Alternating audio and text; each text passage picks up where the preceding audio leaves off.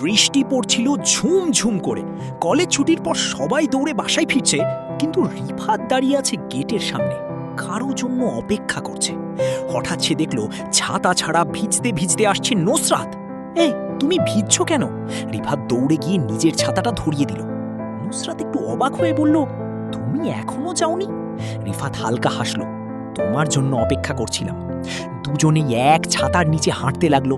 চারপাশে বৃষ্টির শব্দ আর তাদের মধ্যে এক অদ্ভুত নীরবতা।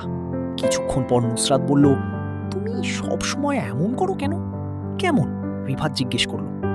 আমার জন্য অপেক্ষা করা, খেয়াল রাখা। রিফাত একটু থেমে বলল, কারণ তোমাকে ভালো লাগে। নুসরাত থেমে গেল। বৃষ্টির ফোঁটা যেন আরো জোরে পড়তে লাগলো। আগে বলুনি কেন? সে ধীরে বলল। রিফাত নিচু স্বরে উত্তর দিল, ভয় পেতাম যদি তুমি হারিয়ে যাও। গল্পটা এখানেই শেষ।